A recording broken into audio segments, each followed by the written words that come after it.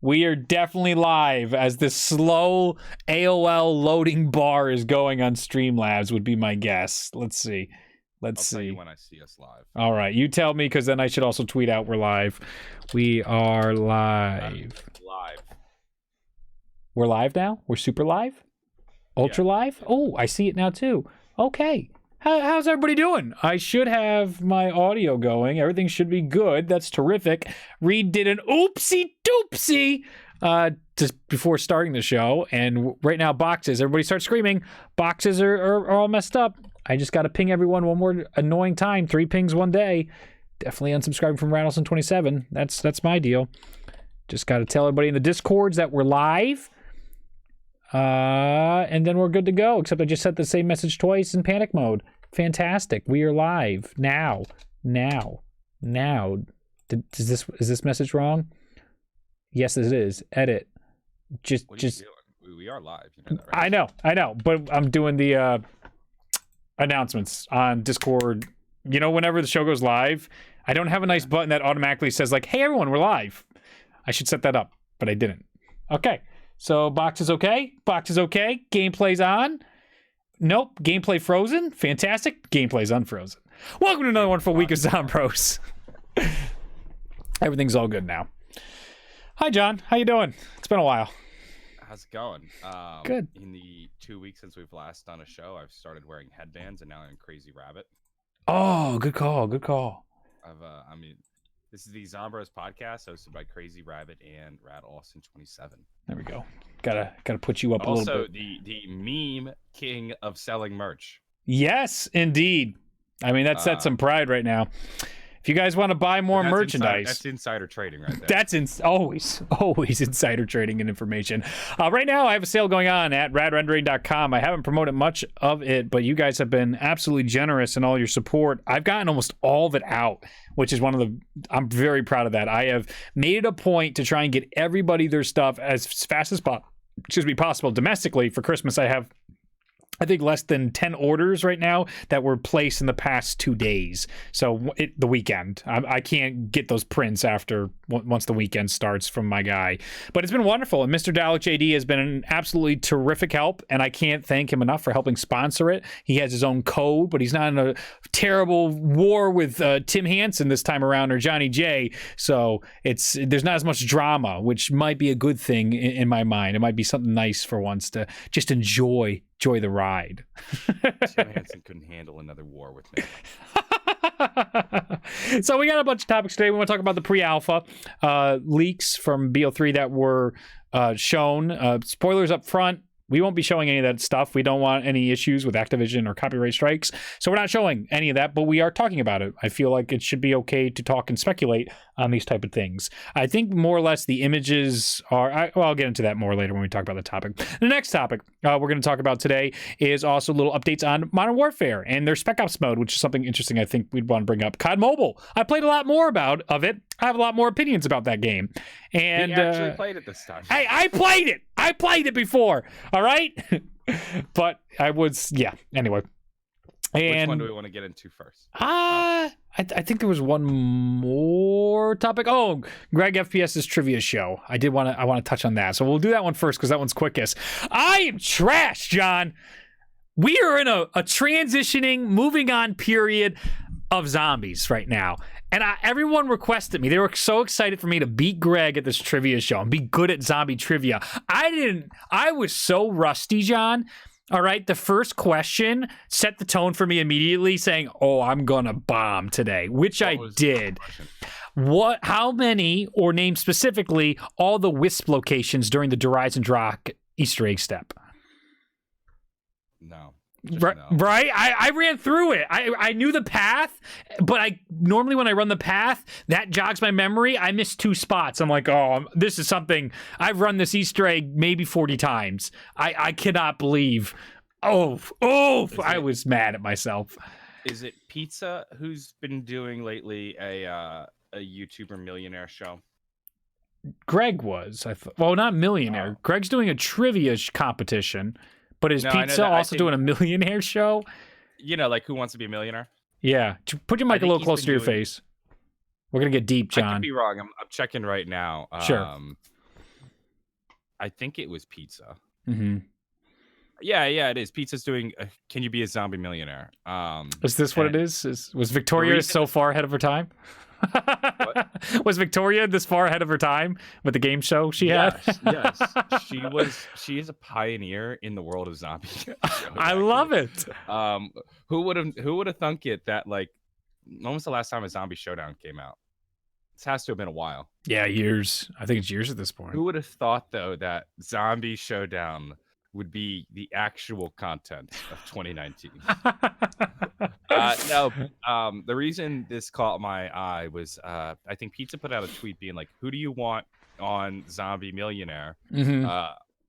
Tweet them, and if they respond to it, I'll try to get them on the show. Mm-hmm. So somebody had tweeted at Johnny J25, and I saw that, and I said, "Nope, I don't want to go out the first round." Yeah. Pizza doesn't want me on his show because it'll be a terrible episode. It'll be like, John, your $100 question: who got trapped in the MPD? And I would say Dr. Groff, and I'd be over. There was a bunch of questions where, like, one is like just basic timeline. Like, if I studied, I went in ice cold to this. And one of the questions was, when did Richtofen and Maxis first meet? Before Group 935. Did let me see if I Yeah, this is fun actually. Yeah. coach me through this one.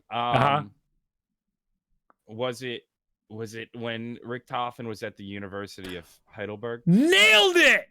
Boom! It! I had no idea. No clue. Let's go. See, Great, get me on your show. I'm ready.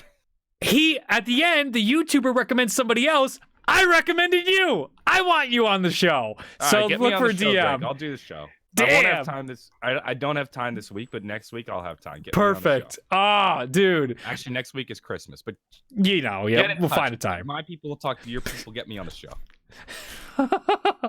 Dude, oh man, that was one that crushed me. I'm trying to think of any other ones that I just couldn't get any idea. Some of them were easy. They showed me a picture. They're like, what is this location? And they showed a tire and a little bit of a floor. And instantly I'm like, that's 5. That's 5. I know exactly where that is in 5. And then they're like, yep. There was like 1 second questions. And then there was brutal, long, like, I'm just staring into the abyss. Like, I'll tell you this. Oh. There's gonna be questions where I will have no shot at. You know, anything detail oriented, like number of something, or locations, or pack-a-punch weapon names, I'm out. Yeah, it was what I said. But like, in Origins, the original BO2, which perk symbol looked like the BO1 version? Origin. Wait. Okay. Origins. So in Black Ops 2 Origins, all the symbols got revamped, remember? But one of them, apparently, in Origins and Black Ops 2, still looked like the original design from Black Ops 1.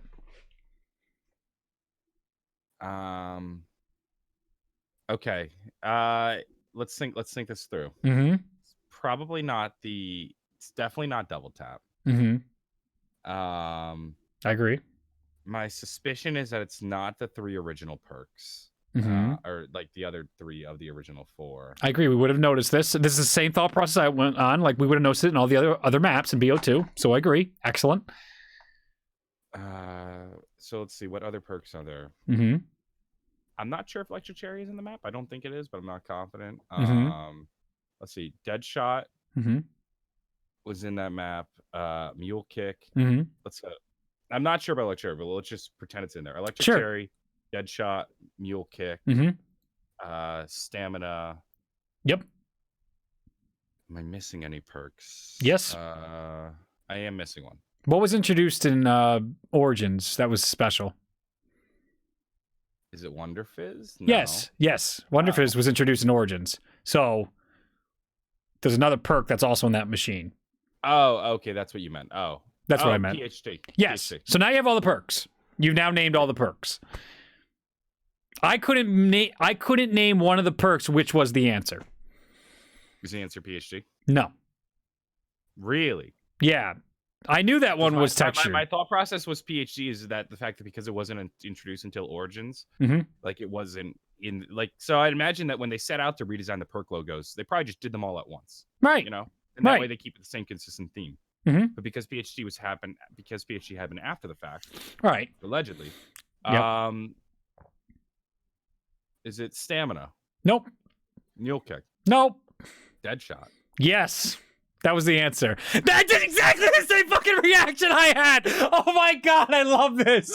This is awesome. This is quality. For you listening, John immediately said, I'm fucking Googling this. Instantly went to the keyboard. That was exactly my reaction. And then it was a bitch to find it. And I found some person taking like a screenshot of the TV. I Googled Black Ops 1. I just Googled Origins perks and it came up right. Oh, good. Good. So do you see it? I do, but now I need to see. I'm just gonna type in Moon perks for reference. This I feel so good right now. This feels wonderful. I totally disagree with the premise of this question. Yeah, I did too, but I wasn't gonna do that on the show.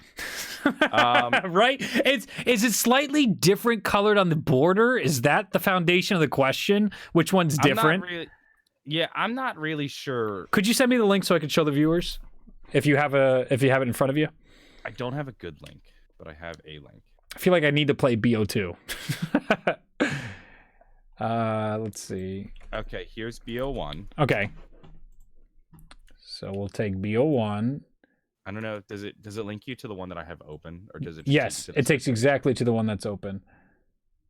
Oh, I see. So their argument, okay, I still think it's but poorly worded question. I disagree with the premise because I can make the same argument for Jug and Quick Revive, and I think I can make the same argument for every perk because it still has that same emboss look to it. Yeah, and it's absolutely different from. Yeah, now that I'm actually really looking at it, I didn't have something clear like this. Smart. Did you type in Rainbow Perk Challenge? Because that would have been the best way. No, I typed in just the Origins perks. Gotcha. I think you can see what I searched. Yeah, that's ridiculous. Honest, Greg. I'm calling nonsense on this question. Greg doesn't put the questions together. A Lucario is like the host basically, and Greg gets quizzed and I get quizzed. I'm calling nonsense on this question. Yeah, I feel a little better. I'm not going to be the guy that's complaining on the show because I think that's inappropriate, but it's nice to get a second opinion. Okay, good to know. Yeah. Instead, I'll cower on my podcast to ask. There's a multiple choice one which wasn't realistic. Another one I didn't like the wording of, where they were like, all right, can you carry multiple craftable items unburied at once? And then I went through the process of asking him, like, okay, do you consider the candy and the jug items that are craftables? And they're like, yes. I'm like, well, I know for certain you cannot have booze and candy at the same time. And then, so that was my answer. I'm like, logically, by what you've told me, it certainly shouldn't fit the criteria. And they're like, well, you can also have the chopper and you can also have something else in your inventory while carrying candy. I'm like, okay, then. That's actually where I would have gone with it. Not the greatest question because, well, I wouldn't consider candies and booze buildables. Right, but I would have gone with that and said yes. That's where I went when I was going further on that question. On that one, the real answer was it was multiple choice. PhD does not protect you from all splash damage. I'm like, yeah, that's about right. That sounds about right. It's the perma perk PhD. It doesn't from all. It's not the legitimate one in buried. So that I think those were some of the ones that stuck out to me question wise. They were fun. I thoroughly enjoyed being on the show, and it was was I rusty. What's the format of this game show? So Greg answers all the questions, and then Lucario asks you all the questions while Greg's on as well. You have unlimited time because they edit it, but I didn't want to sit there forever, so I wasn't going to sit dragging through piece by piece anything I could try and get to answer a question. But they ended up, then they compare your scores, and if you're tied, then there's a playoff with Greg. Otherwise, there's no need for it, and then the show ends. So is Greg playing along? It's you versus Greg. Yes, but Greg's already played before you enter the show, so he already knows his score. So you don't know how well he's done. It's like it's cool. A little bit of like Family Feud. Yes, and I liked it. I liked it a lot. I'd be if that I sounds fun. Yeah, I'd like to go on again sometime probably if I got back into zombies, maybe around Black Ops 5's release, but I'm so out of it. Oh, just so out of it. I couldn't name the 3 parts to start. It took me like 5 minutes to figure out what are the 3 names of the thing you make in Tag der Toten. What's the important thing of the Easter egg? What do you need to make it? I'm confused. The Argothian device. What 3 items do you need to make it? Oh, okay. I don't know. Stop it! Really? Yeah, no, I don't know. I didn't do the Easter egg. God damn it! It's the elemental shard. That's what I couldn't remember. I kept thinking focusing stone, apothecant blood, and then the case, that gem mate. Yeah, but I did, and I was just sitting there like, I'm embarrassing. This is why I generally don't think I'd be good for these kind of shows. Right. Because I'd hate to go on these shows and answer half the questions I don't know. Because that doesn't make for good content. Agreed. Was there one more I wanted to say? I think there's one more trivia, and then we can move on. This went way longer, but I'm having fun. The question I really liked was, what is the color in Black Ops 3 Gobblegums? This will be a great segue into the alpha stuff. Those Gobblegums, what does each color represent in their functionality? What does green normally represent? Orange, yellow, purple, and blue. They had it worded probably better, but that's how I knew immediately what it was. Only because green drops. No, like how does it function, right? Think of a green gobblegum. How's it function? Whenever you pick up a green gobblegum, swordflay, for example. Is it like the level? Like rare, ultra rare? I don't think so. No. I don't know what. The colors actually segregate what they do. So like a green is a timer. Every time you use a green gobblegum, it's always on a timer. Just like Undead Man Walking and that. Blue is round based. Orange is like auto activation. It's on a certain command it'll activate. Purple is you trigger it on your D-pad. So I'm like, oh, those are fun. Those are fun questions. Oh, I never even noticed that. Yeah, it's cool. So it's like good category. It gives you an appreciation too for how Treyarch categorized everything. But that's a little fun fact right there. Yeah, so that's why I want to bring up that fun fact before we go into more fun facts with the alpha. So let's look at the Call of Duty Black Ops 3 alpha, not Black Ops 4. The Call of Duty Black Ops 3 alpha pictures that were leaked by. I mean, do you laugh at all the people that watermark stuff? I mean, I've absolutely been guilty of that in the past, and I think that's something that comes with maturity as you grow on the internet. I mean, the watermark of digital development. It's like, what is that a person, or is that just something like? What are you claiming by having these images? Like, what credit do you get besides Activision trying to find you? You know, that's a good question. Especially in something like this where Activision's... So part of the reason we can't show these is because Activision is actively taking them down. Yes. I think we can discuss them. I hope so. Otherwise, I'm going to get a DM from somebody at Treyarch and being like, yo... Activision, please play nice with us. Yeah, I'm happy to... All right, if that's the rules, that's the rules. I just don't know what they are right now. We will oblige. We are willing to play ball if you are as well, so please play nice with us. There's not much content. All right, Zombroz is canceled. Hashtag Zombroz is canceled party. Hashtag Zombro clowns. So yeah, why would you water something like this? I don't know. I think because didn't Andy tell us that like people pay a decent bit of money for some of these pre-alphas? Yes. I believe he did. I think when people do that, like, and they're putting up maybe, I don't know how much, but like, let's just say a couple $1,000s for this pre-alpha build of BO3. Sure. They're just kind of protecting their investment in a way that might not be necessary, but feels necessary in your head. It's like, oh, I have this content. I don't want grubby YouTuber Johnny J25 making a video on this. He didn't pay thousands of dollars for this pre-alpha. Yes. I'm gonna put the watermark. Yes. So I get it. Yes. But also... I ain't gonna show this on my YouTube channel because I'm not trying to get my YouTube channel taken down. So this is not the kind of content you necessarily need to watermark. Yeah, but also it seems like they've kind of built a brand around pre-alphas. Yeah. So it does establish this brand. Yes. But it's strange because it's always like there's It's a very fragile brand. Yeah, because it really feels like stealing. It's corporate espionage. It totally feels like you're stealing something that is meant to stay in research and development. That's proprietary, copyrighted. It's not content. Software development. Products that are there that falls under that large net when it comes to a corporation. So like Activision owning all this, that's like someone trying to make a patent under a company like GE and then being like, all right, I'm just going to sell that thing myself because I made it. But it's like, no. But they own it. They funded this is their stuff.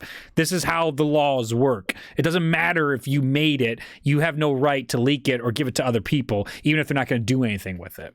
It's that weird bit of the world. And I find what is so valuable, I think we should ask Andy, what is so valuable about this alpha stuff that they don't want other developers seeing?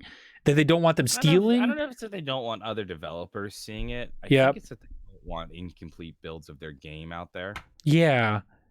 I think it's like they want to present the game as which is ironic now that we live in a world where a complete game is 75% done and then the DLC makes it 100% done. Yep. But I think it's that they just don't want these rough images of their games out there and then it getting associated with the actual game.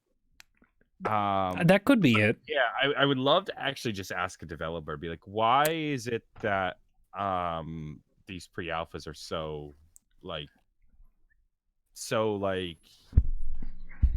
coveted? I don't know if that's right. Why do you make such an active effort to shut them down? I remember Andy did mention something. It just came back to me that they might be able to use this stuff for future games. So if it's out there, then it hurts them if they want to use it for a future game. That's just like any research and development. Well, that was my one thought. And I was going to suggest is that maybe there's features in the pre-alpha that got cut and could be reworked in the future, or just people would be like, "Oh, why'd you cut this?" So one of the things, if you actually scroll down, we'll get to it a bit more as we talk further in depth about these. Go image by image. Outfits. In the pre-alpha, you were able to customize the outfits of the characters allegedly. Yes. Which is something that we had talked about. Oh. It's so cool if you could switch into the premise robes at the end of an Easter egg or something, and that plays into the idea of customized outfits. That's my only thought. And I think actually maybe customized outfits get reworked into the game in the form of like the different helmets we had. Yes, potentially. So yeah, that I guess that's probably the best explanation. It's that features and things that may have been cut or shown in the pre-alpha, they're saving for later. Yeah. Or could potentially save for later. Absolutely. And I think that would make sense. Or your competition, like if Battlefield sees that Treyarch was messing around, or Call of Duty and Activision were messing around with these ideas, they might go, let's take that. I mean, look how Battle Royales just got stolen after the fact. Imagine if someone could steal something in the alpha, something that they were concepting, and then hit it big. They're going to be very upset that their idea to a competitor took off. This is making a lot more sense. Yeah. Okay, so should we work our way through these? I would love to. Let's do that. So what I find interesting about the first photo, it's a photo of Dr. Monty's factory. Yes. All the gobblegums look rough. They're really untextured. Yep. The whole place looks kind of rough to begin with, but that's expected in a pre-alpha.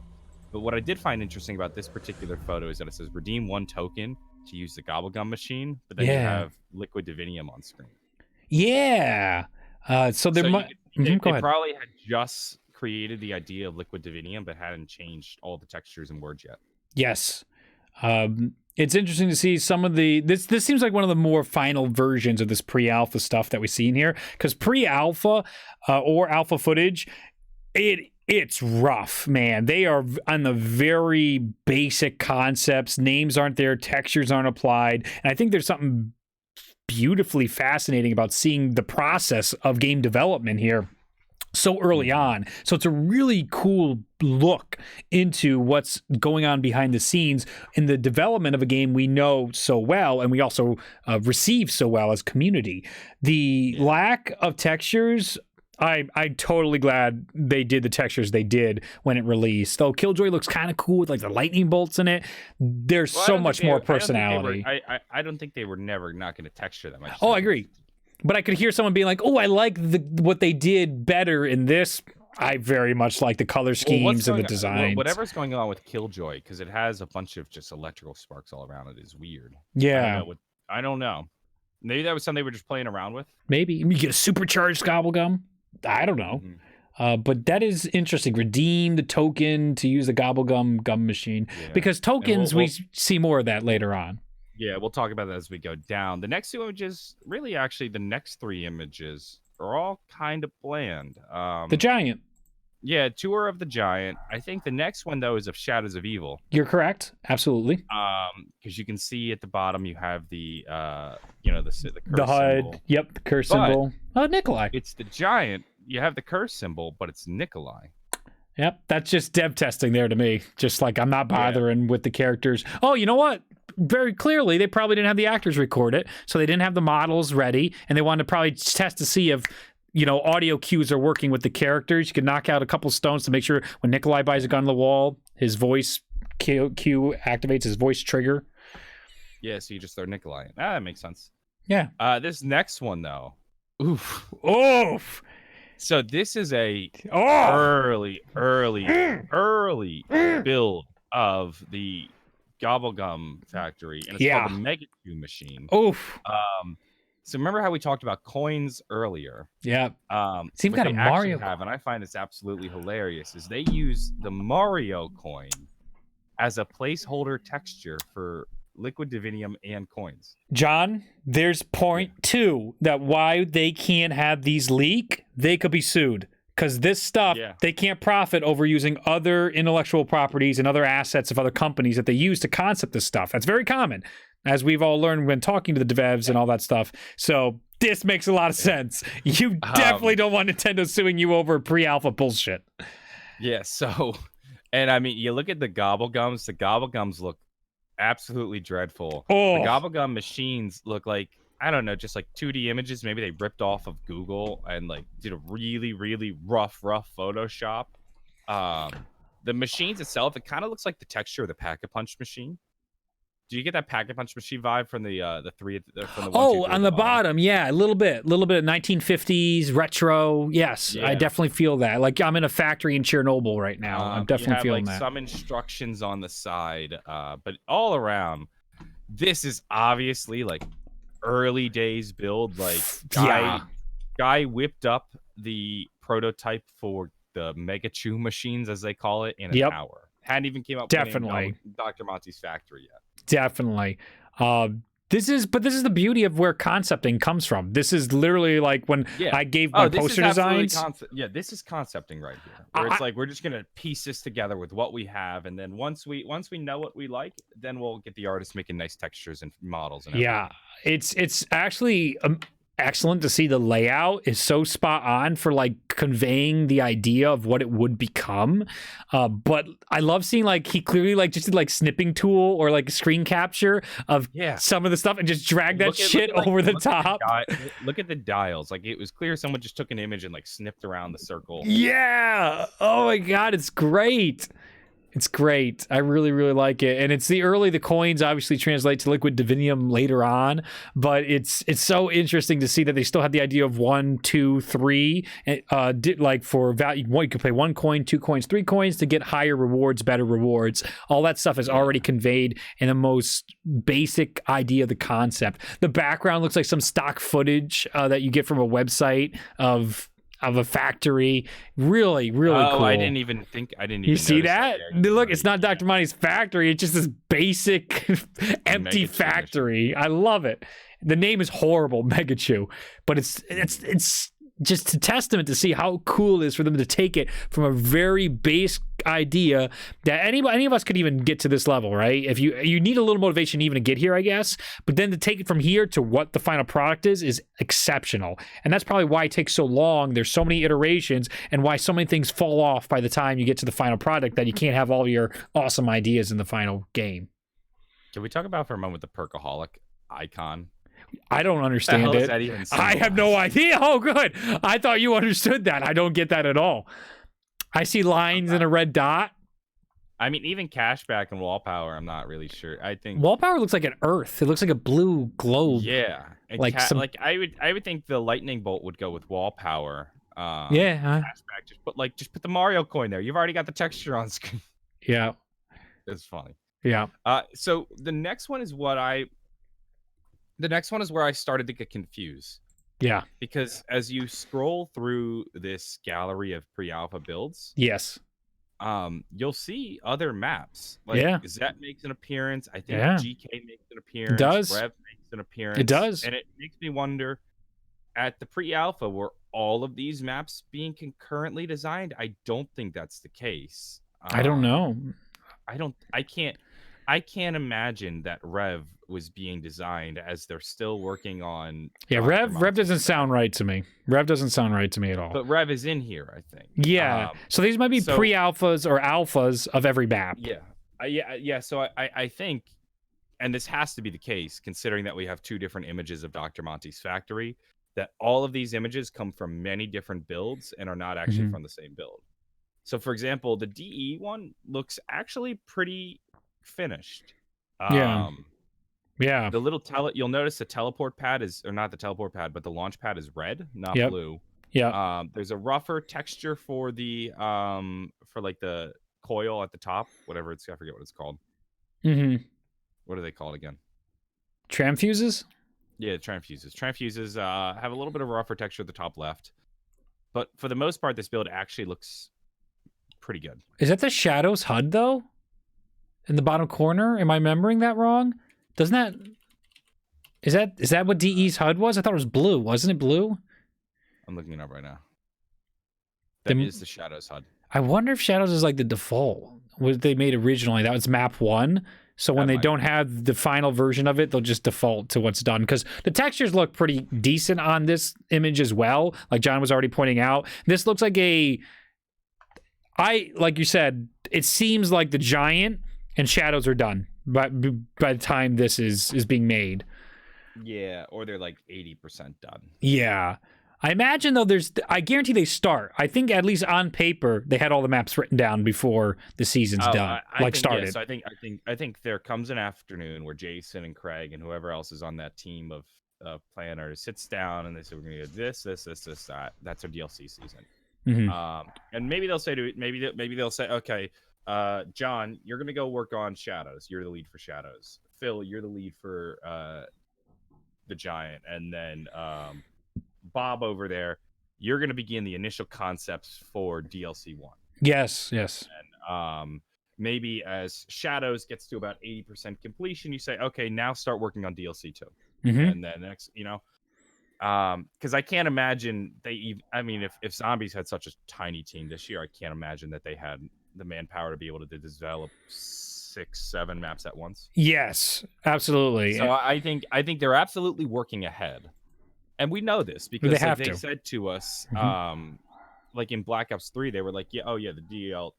Didn't they say like, Rev is already done? Yeah, and they were working on Chronicles by the time Rev was. Yeah, that's what it was. They're being working finished on Chronicles at the time Rev had came out. Yeah. So they obviously are working ahead.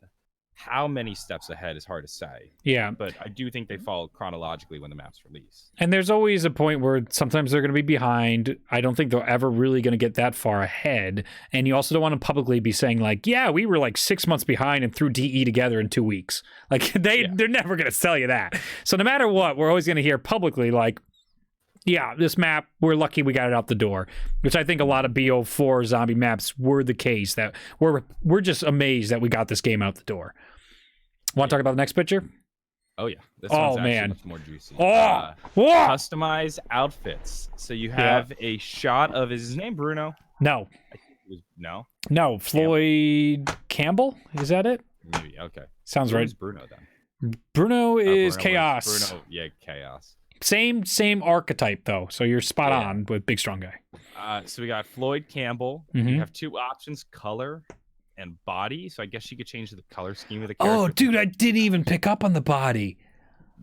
Yeah, body. Yo, I think body is more like outfit. Maybe they had like 2 or 3 different exactly. I agree. But the Oh, model doesn't look like a 3D model. This looks like no, concept. 100%. So I don't think any of this was actually functional. I agree. And look, so I think it says yes. They have 2 options for body. Yep. So I think you have 2 different outfit options, which is very much what could have been. Oh, could you imagine just like just a different colored shirt to signify you complete the Easter egg as Bruno? Yeah. Everyone would be doing the Easter egg as each character 4 times over to try and get whatever, or actually it would be a different design because you have the colors. So it'd probably just be maybe a different button-up shirt, or it could be so minor, but it's so wanted. This is such a desired feature. Complete all the Easter eggs. Get the premise outfits. Yeah, that's my biggest criticism of BO4 is the reward system. Especially if the game instantly ends, wouldn't you feel a little better if instead of face paint you got something like this to alter your character's outfit? It shows your I'm cool badge versus a dumbass sticker that nobody even gets to see. And I think this does eventually get worked into the game, the form of different things we've put on our characters, like dragon wings and different helmets and stuff like that.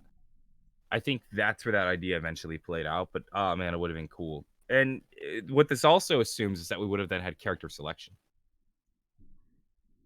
Yeah. Like if we're tailoring outfits, we probably also had character selection. Well, we have face paints though, to be fair, and we didn't get character selection, so we could customize characters in BO4, and they still didn't give us that. Yeah, you're right. But I still want cut the ability to pick your character. I think we're past that now.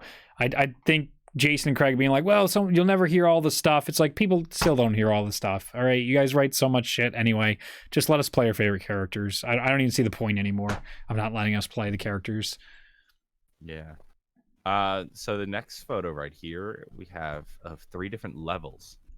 So you have Survivor, Hunter, and Exterminator.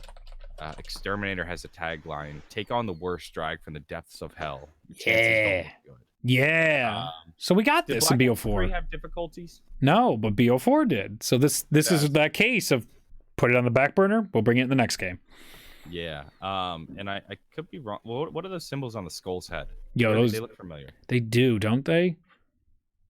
They actually sort of look like the keys from Infinite Warfare zombies a little bit, but this might just be default pentagram stuff, satanic cult shit. Yeah. I don't think though that the difficulties would have been that important. Because like we've had difficulties in the past and they're never really all that crazy. Like Black Ops 2 had difficulties. Sure. Nobody ever thought anything of it. Remember it had like easy mode and regular? Right. But BO4 changed the game when it came to difficulties because of hardcore and realistic. Because completing the Easter egg on realistic that's amazing. Oh yeah. Maybe that was Exterminator then. That's exactly what I think was. I think Exterminator was realistic mode, how it evolved into the next game mode. And I think Sulky is his name, is like the god at completing Easter eggs on realistic. Mm-hmm. Okay, so next one. Early build of Revelations. A lot of the textures don't look there. Yes. Well, the only really thing I find interesting in this image is if you look at the top right, that thing in the sky. Oh yeah. Looks like half of a monster. Yeah, it looks like the Apothecon they probably queue in. The big guy earlier that swings in, they probably didn't have him activated. Do you know how lame it must be to be playing the QA-tested broken-ass maps to start with? But also big shout-out to John Raffis, my boy! Yeah, there he is. Yeah, I find they all spawn. It's round 2. They all have 10,000 or 100,000 points. So maybe in this pre-alpha build, they just gave everybody all the money. Yeah, they're testing crap out. That definitely looks like the guy. What is ironic, though, is so they make a point to watermark these images. However, they do go out of their way to censor their Xbox or their PC names. I think this is on PC. Oh, now I understand how they're getting these images. So they have the alpha. Oh, yeah, they have it and they play it. Oh, shit. That is really bad. That is Activision coming to get you. Why would you watermark that? Are you out of your mind? I thought they acquired this stuff. Like, but not like literally having it. Oh my God, that's so much worse. As much as you could physically own software, they physically own the software. Oh dear God, that's bad. That is like lawyers gonna get you bad. That's bad. Wow, thanks for making that connection. Yeah, why would you you don't think they're going to try and find out your channel or your watermark, but the clan tag gives you away? Really? Wow. Then we start to get some earlier builds of Gobblegums. And so these are ignorant. Brainiac, Center of Attention, Firestarter, all of which do not appear in the final build. Mm-hmm. And it looks like somebody put some effort into designing these Gobblegums. Mm-hmm. You know? Yeah. Like, I don't think, obviously these weren't the final builds, but somebody had to have, like, taken the time to design them because they all fit a consistent theme, right? Yeah. Bubblegum Buffs. I love the name. I think this is probably the concepting phase. They're probably in, like, the second or third iteration of these where they're just like, all right, we'll put an emblem to the name. Let's see how this goes. What is Brainiac, you think? Is that like the head exploding one we got later on or something like that? Center of Attention was the one that calls everyone to you. Firestarter, is that Fire Sale? Is that the version of Fire Sale? Yeah. But interesting. It's very basic, and I think that's probably, it has to be one of the things where they're like, all right, we want to see where you're going with this, but don't go too deep because we might just throw away the Gobblegums, the bubble gum buffs, like Brainiac buffs. And Firestarter don't make it in the game, so possibly they just completely threw them away. Mm-hmm. Yeah. Burnt out. Look, though. Yep. Then we have a look at an early build of Zet. Yeah. You could see they even have like the parts on the side, gas mask part. Wonder why. Yeah, I like it. The totems where you do the challenges. Yep, they're much simpler as far as models go. Yep, it's just brilliant to see the early on designs. I really, really enjoy it. I thoroughly like to see where it came from. If we got this as a final product, I'd be shitting bricks. But that's why it's an alpha. It looks like you can hold multiple seeds. Yeah. You can. 3 seeds in the normal. Normally you could hold 3 seeds. That's right. Yeah, yeah, I forgot. But I just like seeing how, like, we'll deal with the HUD later. Let's see how it works. Let's just get the functionality in here. It's like I've been repeating, just really fascinating to see the development process and how, like, they're brute forcing testing stuff. It's like a dev room, put all the cool stuff on the map. Can we make something gamers are going to like, our consumers are going to like? And to think that they got to take it to what we finally get is a testament of, like, you know how when you work on a problem too long and then you need somebody else to come over and just look at it and be like, yo, the mistake's right there. It's very obvious because you're just in it too long. Oh yeah, you're way too focused. I think this is a clear window to try and look into developers of how they can get tunnel vision, being like going through many iterations, and then we go like, how do you leave this untextured? Just like, I've been working on this one area for 8 months. I got it. Yeah, I got problems. All right. All right. DE. Early build of DE. Yeah. Mountain looks rough. Yeah. I think the roughest part of this is just rough in all the way. Well, the bow is not even like your actual. It's just the multiplayer bow. Mm-hmm. Which, now you think about it, that's totally what happened. They totally just took the multiplayer bow. Yeah, of course. But that never dawned on me till now. What? I don't know. Like, it's so obvious. Yeah. Like, we already have this functioning bow. Let's just change the texture. Well, yeah, the KT was like the shock gun or the purifier. I know, but I just never thought about that till now. Fair enough. Fair. If there's a lot, it's fair. The symbols though, like, you know, the broken arrow. Oh, that looks so bad. Yeah, that is good concept. All the images that go on the HUD seem to have red lines that follow them. Yeah, I don't know why. I find that interesting. I wonder if that has to do with the code that's open maybe next to the window, because I imagine if they had this software and it's an alpha, they probably can see like all the scripts. Remember how Andy was showing us how he was running through the world and showing the boxes and the outlines, and even in interviews or the videos, remember the promotions where you'd have the developers at the computers and you would still see all the 3D blocked out stuff, and they'd be working on Moon in the background. You try and get a little, oh, what the fuck is that? Is that a dome? Like, we'd see that stuff. I feel like this is probably what we're seeing, only a part of the bigger software around it, and maybe that's a pointer, or it's... Well, all these images are cropped. Yeah. And they're cropped to have the watermark half cut out, which is hilarious. Dragon. So next we have early build of GK. Dragon network control. All these are probably just random images they pulled off. Like, so the 3 parts are just random images they pulled off. Yeah, it's like a map, a punch card, and then a folio file organizer. A binder, yeah. Not a binder. Or journal even, maybe. Yeah. Could be a journal too, but I also like those accordion file things that look like to me too. Style binders. Yeah. Is there a word for them? I thought it was folio, but I might be incorrect. I just Googled accordion binder, and that came up with relevant image searching. So I think accordion binder might be the word. Sure, we can work with that. I don't think binder was a term. What do you? Yeah, probably bound books, binder. I feel like binder's a new term versus... Is it? I don't know. Generally, when you think of a binder, you think of a much larger folder with 3 rings. Yes. But if you Google accordion binder, you kind of get this. Okay. If you go on Google Images, it'll all be like plastic ones instead of old like leather book ones like you'd see here. All right. Cool. But I think there's something interesting that's like, it's a map, location, punch cards. I still think there's a decent concept here, even though none of these like really make sense. But I feel like there's like that little bit of logic that this network collar. I'm like, oh, it's really neat, but I'm glad they went with the other thing. Mm-hmm. So we have a look at the menu.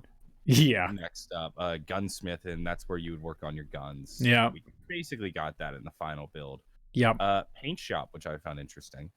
Mm-hmm. I think that would just be camos and places where you could put like your emblem on the gun. Or... I feel like they've talked about paint shop, and it might still be in the game. I swear that was something that was promoted and maybe just died as time went on. Maybe. But the outfits now, hey, well, there you see, you can click on the outfit. You can go change your outfits. And even campaign has outfits, and I think multiplayer heroes is the same as outfits. So I think outfits were a system-wide thing, it looks like. Yeah. I'm very well, did they make their way into BO3? I believe they did multiplayer, right? Campaign, I don't believe so, in zombies, but couldn't you customize outfits for your specialist characters? I'm not sure. I don't remember. Paint jobs are still there, but it's a different version of it. Yeah, that's what I thought. BO3 specialist outfits. Wasn't there? No, maybe not. I swear. No, I might be confusing with BO4. No, yeah. You could customize them. Oh, okay. So I guess it makes it in that form. Yeah. The next one, we have another look at the difficulty selection. Where last time we looked at Exterminator. This time we're seeing Survivor. I think we have 2 of the same images, right? I believe so. This isn't a game of spot the difference that I'm losing at, right? Nope, I agree. Yeah, it just says welcome to the aftermath. Time to get your hands dirty. I imagine this is your basic normal difficulty. Yeah, it's got your boots not laced up, so yeah. That's pretty on the nose. Next we have custom loadouts, where you have 2 primary weapons, it looks like, and 5 gobblegums. The gobblegums here, all relatively different. Brainiac, Center of Attention, of Firestarter, which you saw earlier, but then Melee Master and Toxic Vindicator. The Vindicators. What I find, you even have your pack. You can choose your pack-a-punch camo. You can have a pack blue or pack green. Oh, that makes me mad. No, now I'm upset. That's an awesome feature. That's an excellent idea. Yeah, you can choose which gun you want to have the pack-a-punch camo show up. That's dope. Or is that just camo specific? I think it's just when you pack a punch them what camo they are. But I find it Or weird like that because you could spawn in with pack-a-punch camos on your guns, but then when you pack-a-punch them, it was a default map camo. Remember, those were packs that came out later? Because if it's that way, then I don't care. But if you could literally choose which gun you put into the pack machine and what pack camo came out, that would be fun. I'd really like that. It just says pack green, pack blue. But yeah. What I find interesting is so you have like these two weapons that I guess you select for your loadout. But is that like, does that mean that like you would just have those two weapons for the game? What does that mean? No, just like I believe the loadouts function in BO4. I think this is another migration, just like in BO4. In BO4 you had one loadout, and you came in with your MOG, and you could customize. Yeah, but your loadout was basically your starting weapon and your perks and your gobblegums. But this has two primary weapons. You have a rifle and rifle and I think what is a shotgun. Both of these are weapons that don't make it into the final build of the game. Well, they are. It's the Haymaker and the AK, but they just have different names and a little different look to the Haymaker there. But why? So you know what I'm saying? Like you understand my confusion? Excuse me, I can see that. Maybe that would have been a super Easter egg reward that we would have been able to get custom loadouts to bring in two primaries, or maybe just a very basic idea of bringing in two primaries. I still think it would function like you bring in these two weapons and you can train them away immediately for the normal zombie experience. But I can see where you're coming from, where it's just like, well, how does this work if you get two primaries right off the bat? We know the gobblegums made it in. That's exactly translated into the game with you'd pick your gobblegum pack and you would go into the match with whatever ones you chose. So that made it in. And then we know the primary made it in Black Ops 4, but a secondary primary, that is definitely hasn't been seen in Call of Duty Zombies yet. Interesting. We have a rough look at Shadows coming. It's rough. Shadows is missing lighting. It's missing half the textures. Yeah. Nikolai is in Shadows, which, that goes back to when we were discussing just throwing in whichever character you have ready. Yeah. What this reminds me of? I don't know if you ever did this, but if you 100%ed Sly Cooper and the Thievius Raccoonus. Yes, I did. A developer commentary where they were I loved it. Different stages of the alpha build and the alpha builds and the beta and so forth. Yep. And some like the early alpha footage that they commentated over is super rough. You can go find this footage on YouTube. It's awesome. I love that commentary. Yeah, like I remember really finding that to be the coolest thing ever as a kid when I like 100% Sly Cooper. Yes. I completely agree. And it just reminds me of this. Do you remember when like one of the developers does the voice for Bentley and they're just like shooting the shit and he's like, it's on the shelf there, and he's doing it in the Bentley voice. And there was one level in there that was like a casino by a river or something like that. It was it was such a cool setting. That's Sly 3, I think. Was Sly 3? Yeah, that's Sly. They did the same for Sly 3. I think. Oh, okay. Then my fault. But all of it was so cool. I love those. It's such a cool look. But you know what's cool about this one in particular is as rough as it is, there's a gobblegum machine completely. I was just about to point that out. Man, Isn't that crazy? In the same spot. Yeah, so that's stuck. Exact same spot. Well, honestly, when you look at it, I wonder if most of it's stuck. This is an early build of Shadows. But if this is just an untextured build of Shadows, like somebody went in and just turned off the textures, because that's what it kind of looks like. Like the truck is it's there. White. Yeah. Has absolutely no textures. But everything is generally in the right spot. Yeah, I think you make a better point there. I think that's a better evaluation than it being very early. Yeah. Now, I don't know what the hell is going on with this next thing. It's Shadows. That's Shadows? The burlesque, right? The burlesque is right. Is it? Yeah, but it's so rough. I couldn't even tell. The monorail? You have modern cars in there. Yeah. You have also the afterlife symbol. Mob of the Dead afterlife symbol. That's for the beast mode. They just threw in as a temporary beast mode. Boy, that's rough. It took me a while. When I was looking at this before the show, it took me a while to figure out where the hell this was. Yeah, I see it now. I think I do. Yeah. It definitely goes to show you that Mob of the Dead was the inspiration for things like Beast Mode. Yeah. Especially when they're like, fuck, we don't have a good image or texture. Let's just throw the afterlife symbol in. Yeah. I mean, the monorail is not even built, and they just went in Photoshop and just roughed out the bottom of it. There's a little bit of it on the top. I think that's actually in there. It looks like somebody went in Photoshop and painted over a lot of this. Yeah. So maybe the people that stole this, maybe they fucked with the image, but it is fascinating to see how rough this is. And but you still have... The cars aren't right. The cars have to be placeholder because these are future. These are like modern and future cars. Yeah, I mean, it was weird, isn't it? When you don't know, it's strange to look at. Yeah. You're like, oh, what is this? Ruby Rabbit? No. Excuse me. All right, next one. This is a half working HUD. Yes. Or not half working HUD. Half working weapons menu. Yes. Like it looks reminiscent of the Black Ops 3 one we see final in the game. You could tell though it's not complete. The words are on top of each other. They're bleeding onto each other. Yeah, none of that's sorted, and even models are crossing over each other. Yeah, this looks like literally an early build. You know what though? I'm a bit offended. The SWAT was sold as a DLC weapon. Oh, you're right. That annoys the fuck out of me. That's when you get the argument of like, all right, we made the game, now we cut out 20% and we'll sell that later, instead of in addition to the 100% of the game.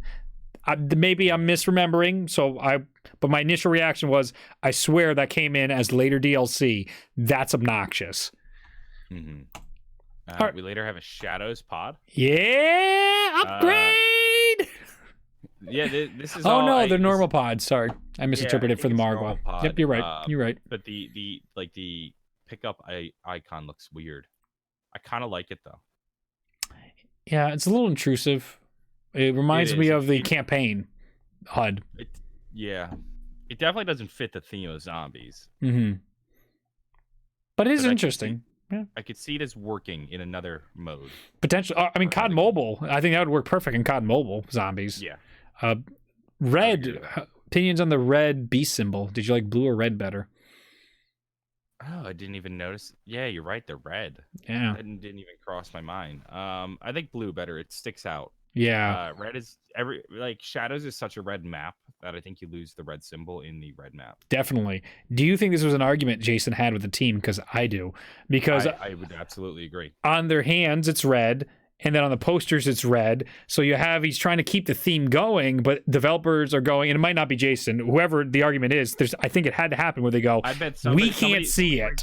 Somebody raised a concern in the game that, not that you can't see it, but that it's difficult to see. So let's make it blue for the sake of just ease. Yeah.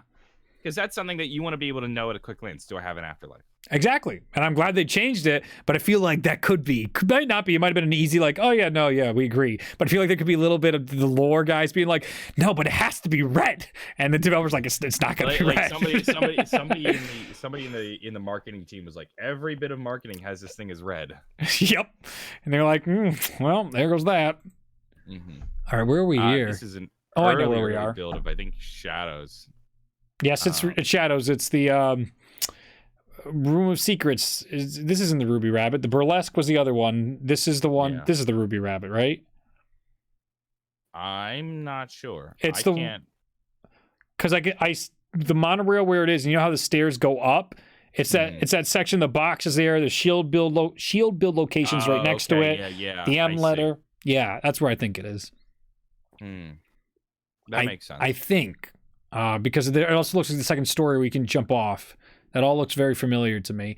But plain, wow. You want to talk about a super upgrade? Wow, excellent. This is crap compared to what we got. Like, this is kudos on how brilliant the design and how beautiful this section looks in the real map. You can tell, though, that the wall weapon textures virtually stay the same. Yeah, so nice. I mean, you can't really reinvent the wheel too much with chalk outlines. You can, but you don't need to. Yeah. Customized character. Customized character menu. You get to see I think what this is the original concept art for all the characters. Yeah. And it even looks like our original crew get a round of concept art too. It seems like the origin versions of They them. do, but they fit the same look and Yeah, style. yeah, it's fair. It's fair. Rose looks a little weird. A little bit. But what's his name in the final version? Nero. But in this version, Nero. He's called. Is his full name Nero Blackstone? I could be wrong. Could be. I don't know. Oh, it is Nero Blackstone. There you go. Him as Nero. Yeah, there you go. That makes sense. But he definitely gets a haircut in the final build. Yeah. I kind of like him with the crazed out wig, but it still works. So do I. Those are both fine. You know what might bug you though? What? Outfit level. 850 XP in outfit needed. You got to level up your outfits, Reed.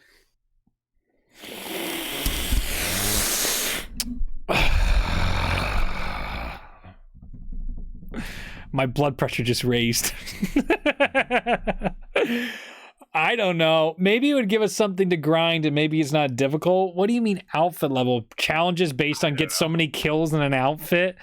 Why do we need to level up our outfits? Do we get something cool? If there's a good justification for the reward that you can get in-game, fine. I have more issues with like buying shit or hiding things behind nonsense or having it so grind heavy it's stupid. So maybe I'll hear out that, but I liked Campbell's design honestly better than the one in-game.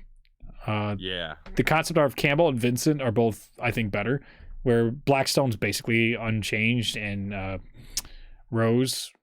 Jessica is she's a little weird, a little happy with the migration, but they definitely hit. Shadows of Evil is a masterpiece in design, sound, layout.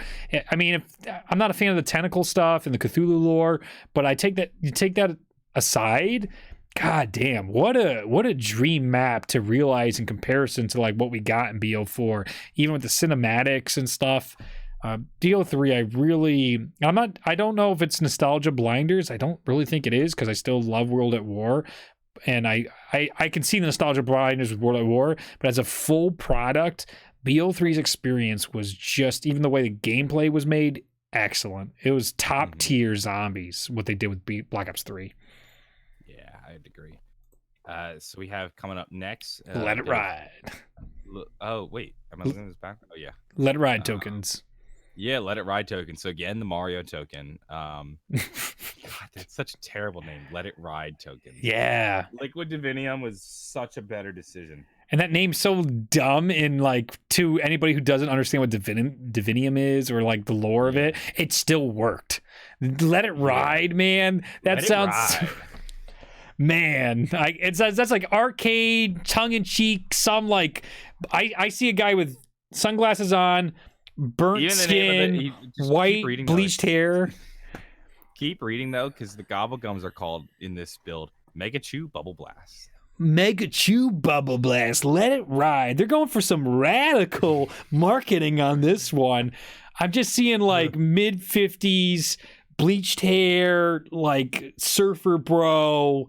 Let It Ride tokens. Yeah. Well, you know, when you're in Southern California, that's what you're. Yep. Man. You create based on what's around you. I agree. And I think they saw some dudes on the beach like, yeah, let it ride. Bro. Let it ride. Give me token. Jason was stressed out one day. He's at the beach. He's tough day at work. The guy comes out with a surfboard. He's like, let it ride, bro. Yeah. Don't take zombies so seriously. Like, I got it. Yo, let it ride. All right. Next one. This is why I got confused earlier. Yeah, it's the same one. Repeat of the menu. All right, we can keep moving. Selecting a character. We have early build of Zet. Yeah. Just a fucking mess of gas. One of the power stations. It's all gassy. Yep. If you actually just scroll down one more, you get another look at Zet as well. I figured we could talk about these two in tandem. Yeah, I'd rather. We're basically at the end. So it's one thing I'll tell you is it's barren. It definitely has that custom map feel where it's like you can easily kind of just peek over the skybox a little. They didn't really, because they really do flood the outskirts of the map with things to obfuscate your view and prevent you from seeing too far on. Absolutely. Because without a lot of that stuff, and as you'll see in these builds, you can just see on forever. Yeah. And some of the textures that at a distance look 3D or really 2D, they become noticeable. these are obviously early builds of Shadows where they were just Zet, starting to get the Zet, layout Zet, Zet, of Zet, the Zet. map. Yeah, early builds of Zet when they were just starting to get the layout together. Yeah. And it's a testament to the power of like what you can do and manipulate players. Like a lot of these, they end up finishing them as 3D models, but you push them out, like you were just saying, to the far edges of the map, and they look 3D to you. And it's saves on your use. Is it RAM? They have a certain allocation of memory that for every map. I forget what the terminology is. Typically, it would be less memory intensive to load a 2D image than it would be a 3D image. Yes, so that's what I was going for. So Like you a 3D even model. exactly. Being more efficient with all that. The gas mask looks way more intimidating and zombie-esque, which is dope, but it also looks familiar, so it might have been copyrighted placeholder there, but I'm glad the mask they went with is fine. But that is a neat mask. I don't like that gas mask image. I don't look at that and see gas mask. Fair enough. But you can tell in the HUD the gas mask is crafted and lit up green. It no longer says something out of 0. You know? Oh, yeah, I gotcha. Yeah, see how it's green? That's cool. It was built. Whereas if you go to the second image, it's not built. Yep. Yeah. And then the last image we can discuss is just an early build of the Giant. Yeah. I'm not really sure there's much to see. I think it's a little more empty. Yeah. Maybe there's less just kind of scattered bits of textures and random items on the ground. Yeah. But they've built this so many times. It's like they knew what they were doing at this point. They're just adding textures, new ones. What I would say to this build of the Giant is that it looks clean. Yeah. Also, I just popped up in my head. This is actually probably the reason why you could say this is an early build. Sure. Look at the points. Points are on the right side of the screen. They're also much larger, like on the Wii version. Excellent point. And that's the old BO1, right? With the blood? That's the old way a BO1 used to do them. I think so. Yeah. Wow. Yeah, it is. Well, that's a great way to track. On a different part of the screen, right? Left side, I thought. Yeah. I guess they were playing around with having it on the right side. Does any other one have that? Yeah, they do. Those are the early Giant builds again. It's all the Giant builds have the original, or that early. That is some early. BO2 didn't do that, did they? Might have. Fascinating. Yeah, so those are really early, or they poured it, the Giant. Yeah, I'd imagine they did. Yeah, and then they just retextured it and changed some things around instead of building it from the ground up. That'd be a smart thing to do.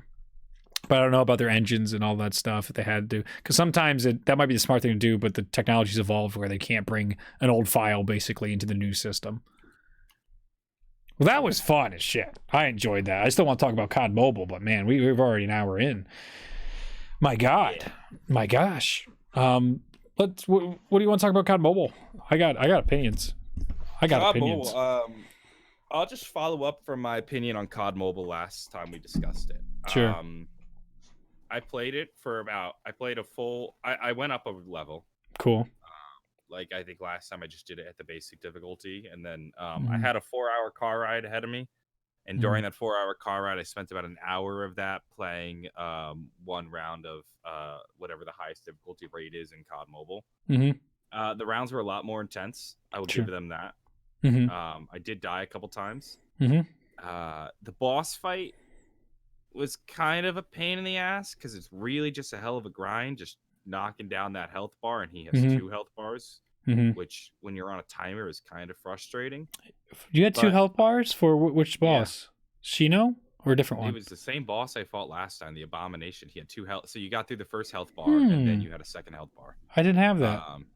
Yeah, so we didn't actually finish it in time because we couldn't grind out that we got through the first health bar, but we couldn't grind through the second one. Oh, that's stupid. Random people online. Yeah. We started as a 4-person game, and then it turned into 2 people. Oh, that's even worse. But what I actually found, the real thing I wanted to comment on for COD Mobile after picking it up again, is that I was getting a serious headache playing it in the car. And I haven't had that issue before. Like this summer, I did a lot of traveling, and I would travel with my Switch. Yes. I'd play Switches on the airplanes. I'd play it on trains. I don't know how much I actually played the Switch in the car, but I have, and it's been fine. The COD Mobile, I was kind of like, I want to get through this because I'm 30 minutes into this raid, and I want to finish it. But oh man, am I starting to feel a headache come on, and I definitely don't want to play anymore after this because of this headache. Right. I don't know if I didn't experience these headaches when I was just playing around at home, just sitting Mm-hmm. on the couch. But when I was playing in the car, I was getting headaches. It was not optimal for zombies. I did not. Fascinating. I agree that it's not optimal for zombies because the controls, man, when it comes to sprinting, annoyed the hell out of me. Sprinting and shooting started to become really annoying at higher rounds and stuff I'm very used to. So if you get one of those controllers for your phone, I think it'll function just fine. And I could play at like what I'm used to, the caliber play. But I went 10 rounds and like I was buying, like the systems were very, very interesting. So that's what I didn't get to play because I was on the tutorial last time we talked. The ability to buy 3 things you can upgrade 5 times, modifiers basically, I thought were fascinating. A coin system that's basically a gobblegum system I thought was very interesting. It's the Let It Ride coins. Yeah! Is it actually? No, but... Yeah, but it was similar. It was similar though. They got interesting. I wonder if they just borrowed that coin idea, or maybe they just both had the same idea. Potentially. So that was interesting how that worked out. I do want to. Somebody just said in the comments, it was car sickness, John. No, it was absolutely car sickness, and this probably would happen if I was playing any other game as well. But that was just something I wanted to like. This wasn't like, oh, they designed COD Zombies Mobile in a way that's giving me headaches and making me car sick. It was absolutely car sickness. But I'm just saying that it's not exempt from it, right? Yeah, no. That's a valid point. It's a platform-wide issue, but one of the perks of a platform like this is that I can play zombies online with friends in the car because I have unlimited data on my phone and I can do that. Yes. But I'm not going to want to do that, and I don't plan on doing that again because it gives me headaches. Exactly. That's just like anybody. And there's nothing the COD mobile developers could do about that. Yes. But the problem with the genre. Right. Just like VR goggles, when that gives people issues, it's just like people should know. Like if you're experiencing that, then that's something you absolutely should talk about. And anybody that has those types of sickness that they get from playing those games or using those technologies, it's a valid thing to bring up in a review or a discussion about it. Ray gun is basically it, man. So I played again with the raid. First thing I got out of the box was ray gun again. I'm like, yeah, well, we went into the raid without ray guns, and I think that was part of the reason why we weren't able to finish it in time. Absolutely, weapons just don't do shit. 100%. And when I did survival 10 rounds, I got 2 RPKs or RPDs, and that is where I was like, oh, this is dumb. I don't want both of these because they both suck. They're not killing anything, even though I upgraded my damage 10% all the way up, and there's no pack-a-punch on this map. I want a ray gun, and I can't guarantee getting a ray gun. Like, I'm not removing guns from the box, so I'm increasing the chance of me getting that ray gun because there's only a certain selection of weapons left in the box to get from. With this method, I always have the same chance of getting the same gun. So if the ray gun's a 2% chance, I'm just wasting my time on the rounds hoping I can get something before I get overwhelmed. I got the Brutus to swarm me. That was weird.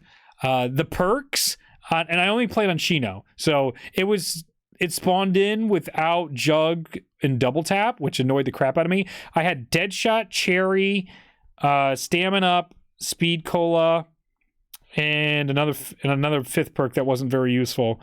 Can't remember it off the top of my head. Doesn't really matter. I loved the fact, Quick Revive, that I could just buy 5 perks. I didn't have to do it. Love that. I think in every custom zombie map, that should be by default. I hate when they don't let me. They put in 23 perks and they only let me buy 4 of them. I'm like, this is a custom map. A lot of perks that are they created themselves. Yes. So I that stuff annoys me to no end, and I loved seeing that in the COD mobile zombies installment. With that said, I was annoyed that I could just load in a game and not get double tap and Jug. That's frustrating. That's annoying. That's a clear disadvantage if you're trying to do a raid boss. My teammates were absolutely useless, but they stayed alive even though I died, which was funny. I didn't die the whole time. I dealt the most damage, obviously because I got a ray gun early on, but they had over like 12,000 points unused by the end, so none of them had any upgraded guns. Nobody had any upgraded perks. When they went to the raid boss, I'm just like, we're screwed. The raid boss, is there a way to dodge? The Scorpion would kill everybody, then lock on to me, who's dealing the most damage, and he would just go under and up and insta-down me. And even though I was sprinting away, I'm just like, I don't know what to do. 3 times that happened to me, and I'm like, I guess I die then. There was just is the abomination the scorpion? I think so. It had a big scorpion tail, and it would go underneath ground. And it only had one bar. I didn't really have that issue with it. Right? I never saw anybody have that issue. But when I was playing, I'm just like, okay, I see it going underground. I am going to run away so it doesn't hit me. I'm dead. Oh, okay. Yeah, I didn't have that issue. They have Jug. You just need to go to the spot. I went to all 4 huts and inside the I've usually building. found Jug. That's also an issue I haven't had. They're randomized though, right? When you play Shino. Yeah, maybe Jug. I know. So you have like the secret location. Maybe Jug can be there. Where's the secret location? There you go. That might have been it. What's the secret location for a perk? It's like the Easter egg, I think. There you go. You know, when you go to a little bit of Zet. Oh, so maybe they randomized to there then. Fascinating. Because when I was doing survival, there was no double tap 2, even though in the raid there was double tap 2. That was fine. I found that, and I figured Jug was just in the other one. I figured it was the same standardized. But when I got in the game, out of the technically 5 huts, the starting room hut, out of 5 huts, there was no double tap or Jug. And I'm like, pulling out the knife allows you to run faster. As long as you run once, you see him burrow, you can escape from him. Okay. Repair the elevator. What about, is that the mini Easter egg? Yeah, I think so. To find the rest of the perks. There you go. Well, that's fascinating. Didn't know that. So what's your overall rating of COD Mobile Zombies? It's for a mobile device. Definitely deserved the Game Awards just happened. Definitely deserved Mobile Device Game of the Year. Absolutely, because it's a COD experience. They're nailing that. It's a COD experience. One mobile game of the year. Call of Duty. I'm pretty sure the Call of Duty app. Oh, it did. Yeah, I'm pretty sure. I was following all that. RE2 didn't win, which kind of made me sad. But I was also really happy Sicario won. Ghosts Die Twice, Shadows Die Twice, because that was just an excellent game overall too. Even though I didn't touch it. So. Is it bad that I'm looking? Are these mobile games that I'm looking at just these? Oh, they are. Probably. I was looking at the finalists for Game of the Year, and I'm like, I don't know any of these games. It was probably mobile. Game of the Year had a pretty decent category. I think you'd recognize all the games on there. I don't think Death Stranding. I don't think it got in for Game of the Year. Might have. He won an award for Best Direction. But yeah, I was looking at the wrong website. That's why. Fair enough. I'm like, wait a minute, I don't know any of these games. That can't be right. I think it's like an 8 out of 10 game for mobile experience. It's got plenty of issues, but when you're like, it's mobile. I'm not playing on a console. The sprinting annoys the shit out of me because I constantly find myself now, even though I'm far away from the places to click, I might end up shooting a gun for some reason. Or my sprint won't be all the way sprinting for some reason. Or my finger will just wander on the edge as it goes. When I'm sprinting and holding sprint for so long, my thumb will just keep going higher and higher until it doesn't register. So I think there's touch control limitations that you can override by buying an accessory if you were very serious about your mobile gaming. It's solid. It's more solid, and you cut it a lot more slack because it's mobile. I feel like I need a pop-up blocker, though, when I sign in. I can't. Oh, I know. It's horrible. I feel like I'm getting AIDS on my phone and spam when I sign into there. It's so much. It's so much. Oh my god. I have hot takes on the Game Awards categories, but yeah, we can wrap up COD Mobile. Yeah, I'd like to talk about the Game Awards too. Do you think that this is a game you'll pick up again? Not unless it's for the show. Only for the show. For me, it's been sitting on my phone. And I'm a person who's very particular about his phone. I don't keep games on my phone. And I have the way I have my phone set up is I have 2 screens. On each screen is only 10 apps. I have on the home screen. There's a folder that holds everything that doesn't make it onto the home screen. Yes. But I keep very specifically two spots on my second page, which go in the category of temporary apps. So like if I need an app for a weekend, or like I'm traveling somewhere and there's a specific app to what I'm doing or whatever, I have that. So COD Mobile right now fits in that temporary app zone. Probably going to get deleted. I haven't picked it up in about a week. Last time I played it was when I was playing it during that long car ride. gave me car sickness. Again, not the fault of Call of Duty, but just something to note. Like, in spite of the fact that I think this is a really good game, I don't see myself picking it up again unless there's something new or interesting we want to discuss. Right. And I think that also comes at the cost of we have consoles, we have a business, we have other. I mean, we're spoiled at this point with what we get to experience in gaming. For even though it's not intended for kids are still gonna ask their parents to play this. For somebody free to gain access to Call of Duty on a mobile phone, like on your bus rides to school, this is gonna be a great game. I mean, this is going to eat up time when you're antisocial on the bus ride here or there or whatever you're doing during lunch period. You can get some games in. It might feed into addiction, though, which is another rabbit hole we don't have to dive deep into. But that's one of the philosophies I have on my phone. I don't like having anything on my phone game-wise because I don't want to spend more screen time than I already do, and I already spend way too much screen time on too many apps, the business, YouTube. That's part of my personal philosophies, and I think, I look on it now, and I have a lot on my phone for this point in time, but I remember, like, Duel Links was on there, and I'd be spending way too much hours doing that, or Fallout Shelter, Mario Run, Call of Duty. I think this all just falls into this world of keeping us addicted, and I don't like that. I think it's an excellent game to keep you addicted. I think you can feel like a god, especially when you're killing bots in online multiplayer matches and you don't even know the difference. You feel like T. Martin. The game is good at what it's going for, and I despise its spam. But it's credits due where credits due. They made a product. It's not a bad game. It's like the quality is surprising. Absolutely. All right. Game of the year hot takes. Yes. What are yours? Oh shit! I also just forgot about topic time. Well, we can talk then. Go ahead and do topic time. Well, I'm gonna quickly post the topic time. Yeah. Last minute topic time. Get it in. So while we discuss game of the year, if you have a question for topic time, be sure to get that in. My apologies for kind of just completely forgetting about it this year. I linked you a Kotaku article that has everything listed on who won and who all the nominees were. Oh, good. First hot take in independent game of the year. Ooh, with your boy Reggie who came back. Reggie?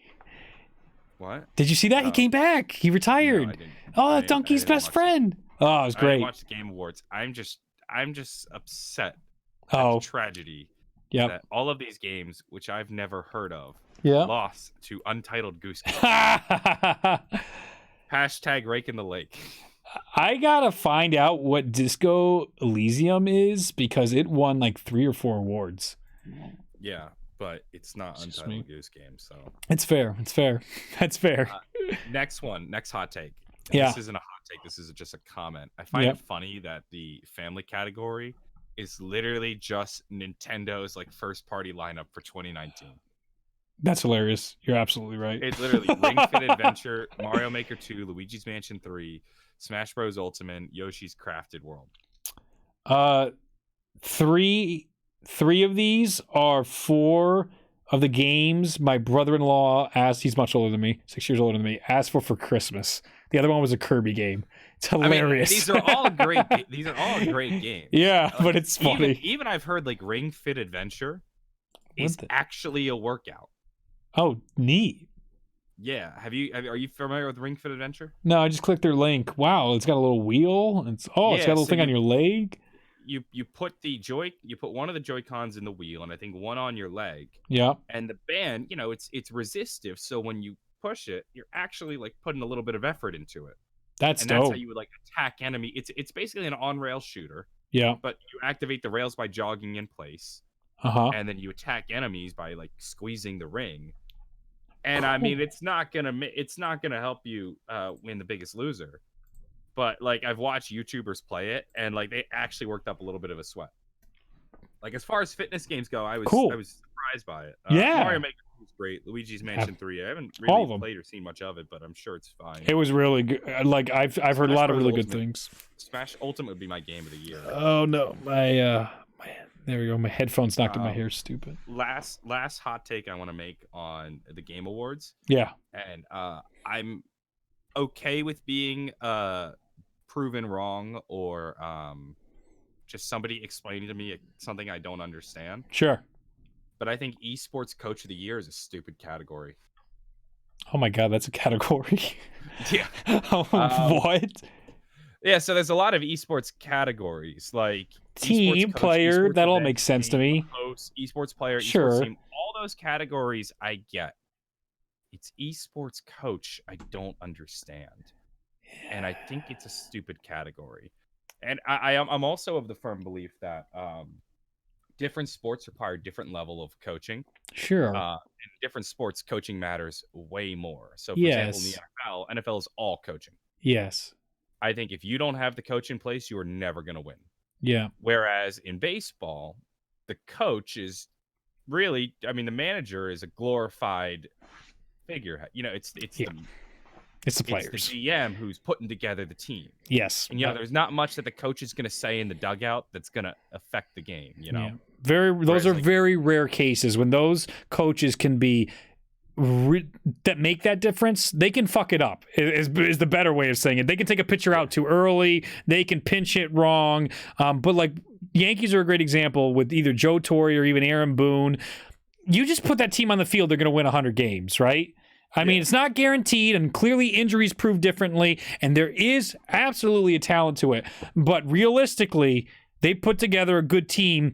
I could have been coaching that team and probably gotten 80 wins because they would have been like, shut the fuck up, Reed. We know how to play baseball. And they would have did their thing.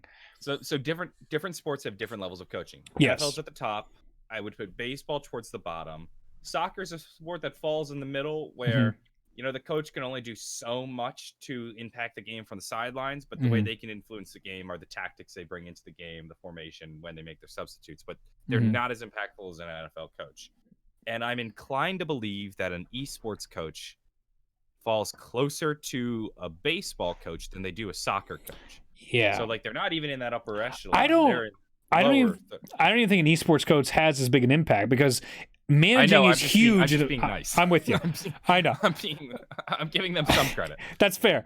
And I'm ignorant of this too, so I hope we are corrected about this so we can learn more and expand our viewpoints for this esports category. But you've hit a really good note. Right now. Somebody in the comments try to make a case for an esports coach and tell me why they're impactful. Yeah. I'm open. Absolutely open to it. To the idea. Can they make substitutions? Can they do stuff that can directly impact the outcome? Because in playoff games, huge big deal for managers. Managers live and die and get fired in playoff games. I used to watch a bit of competitive Call of Duty, and they would talk about people like Nade Shot and all those guys. Sure, you never heard about the coach. Yeah, Is the coach I almost wonder, is an esports coach more just team organizer? Yes, that's exactly what I was thinking. Yes, it makes the practice schedule. Yeah, make sure they come in the house on the same game plan. Is he a producer? Is he basically the role of a producer in a film? Yeah, that's what I wonder. Is the esports coach more the general manager producer? And it strikes me as more a behind the scenes thing. It's not like in esports you have the general manager on the side, or the coach on the side, in a suit, running the show, oh, you go this way, go that. It's the players. Agreed. Maybe they come up with tactics, but players can do that too. True. And I feel like there is this site is cancer too. I want to link you this as well. Because my point here is award shows are also generally circle jerks of themselves. They're just yeah, we're great. Let's talk about how great, the Oscars is very political. The Streamy Awards just happened recently as well. Watching that was a bit cringe. It was a bit I'm not sure who this is for. And you see the people who show up and take the awards. It's boy, this looks like a C-level Hollywood superficial crowd. To me, these were people that were just dying to have recognition versus, and I could be completely wrong, this was just an outside viewer, maybe I'm missing it, but it really looked like the 9th annual Streamies was trying to get people to have they wanted to be validated by their online content, just like Hollywood needs to be validated by the Actors Guild and other people in the same way. I'm not the biggest fan of award shows, but I really like where the direction of the gaming awards have gone in the same vein, where it's so much of actually recognizing these developers that we care about so much more. And I'm not seeing as hardcore the politics or just strange choices as much inside the video game awards. Because like the people that get nominated, I find like Game of the Year, any of those I probably would have been fine with winning Game of the Year, to be honest with You're you. just mad that Tana Mongoose won Content Creator of the Year. Did she? Yeah. Yeah, my big takeaway from the Game Awards, it was a very meh, because sometimes they reveal awesome stuff for the next year. 2018 had a bunch of big reveals about awesome things. This year, they decided not to, and maybe because a lot of things have already been announced, so they're saving it for E3 or their own conferences. So it's a weird place, and there's too many trailers that get put into the Game Awards as well. But Resident Evil 2 2019, the remake, not winning any awards was absolutely a disservice to that game. And next year, like, Resident Evil 3 has to go up against Cyberpunk, and it's like, good luck with, and Last of Us Part 2. Good luck with that. It's not going to beat out those games unless they tank in some very uncharacteristic way. Mm-hmm. But yeah, it's Game Awards I thought was nice. I like the look of it. The look of the Game Awards looks a lot more professional and resembles more of Hollywood than the streamies. Really seems cheap to me. Did you see any of it? I saw it just because YouTube shoved it in my face. I don't watch any of this stuff. Okay, I very much don't want to, because I, like you said, I assume it would be cringe. And to me, it's like, you know, I look. So here's my issue with like something like the streamies. Yeah, there's so many content creators now that are so huge that have 10 million subscribers, and I don't know who they are. Yeah. So like, as I go through the list of Creator of the Year, I'll tell you every single one I know. Colin Keys, don't know. David Dobrik, do know, but don't watch. Chamberlain, don't know. Lily Singh, don't know. Lauren Gray, don't know. Mr. Beast, I do know. Watch a video here and there. Ninja, I know, but don't watch. Sophia Nygaard, I know who she is, but I don't watch her. Simply Nailogical, never heard of her. Tana Mongoose, well aware, don't watch. Yes, I don't care about these people. Like, there's so many content creators, and like there, as I look through, like I looked at like categories that might be interesting to me. Things like food, binging with Babish one. I like that. In the gaming category, don't really care. Game Theorist one, I don't really care though. Science and education, I really like Kurzgesagt. That would have been nice to see them win an award. They didn't. They lost to Mark Rober, who I don't know. You know, so it's like this is just such a massive field. Yeah, that I don't know these people or really care. Yeah, and I would like it if the content creators that I watch win awards. But I'm not sure always the content creators I watch are the ones going to be up for these awards, because it's a popularity contest. So YouTubers, you can have 1 million subscribers and be like the 10,000th most subscribed. Yep. I think you just triggered a thought process in me that is it. Like in the MLB or in sports, you can have somebody that is a breakout that you don't know about, or a rookie that makes $1,000 or whatever the minimum. It's not $1,000, but whatever the salary cap minimum is, be the best player of the year and come out of nowhere, and you learn something about them, and the award makes sense. Rookie of the year, MVP, whatever it might be. Here, you can't even get in unless you're already a popular all-star. Like, you're just talking people that are millions and millions of subscribers, and not even and the same people are win year after year, because it's just their communities are so large you can't beat them. It's also like, so like baseball's going to have its awards, but those awards are limited to just 32 teams. Exactly. Here it's everyone on the internet, anyone who uploads to YouTube, so hundreds of millions. But this is also an issue that like every series of awards has. Like, for example, so like in soccer you have what's called the Ballon d'Or. Okay. And the Ballon d'Or is it's an award given to the best player in the world by journalists. And so there's a lot of criticism that it's journalists who decide it. Yep. But it's generally considered the most prestigious trophy an individual can win. Yep. So this year the winner of the women's Ballon d'Or was Megan Rapinoe. Okay. And you know who that is? I do not. Is that Okay, the so Megan wait? Is that the United States? Does she play for USA? so I know Megan exactly who Rapinoe she is. Megan Rapinoe plays for the U.S. Women's. Yes, and, very outspoken, right? Oh yeah, so she had a massive year this year where Yep. she won the Golden Boot. Yep. And I think she also just won like Best Player of the World Cup. Okay.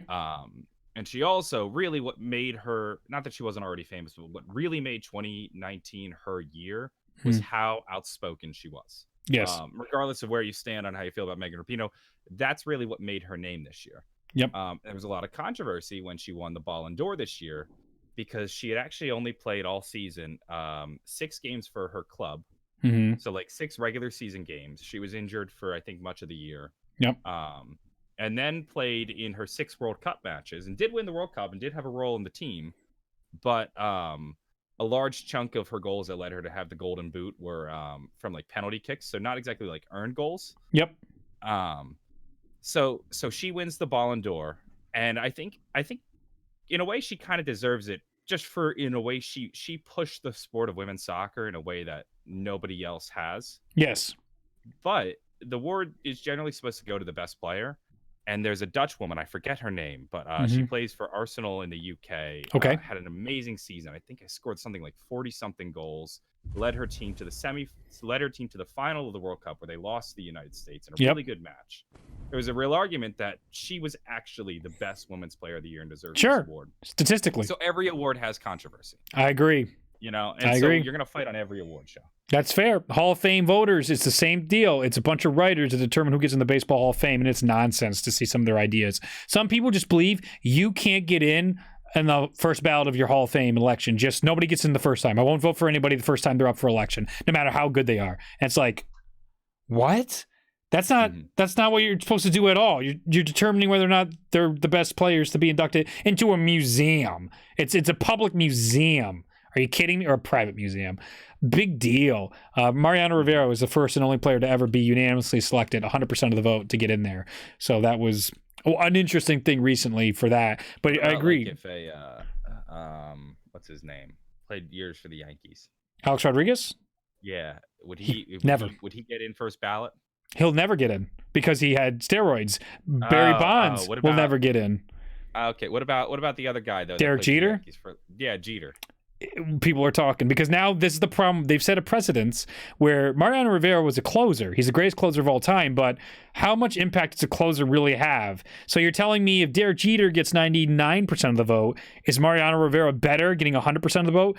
Babe Ruth didn't get 100% of the vote. You're telling me Mariano Rivera is better than Babe Ruth?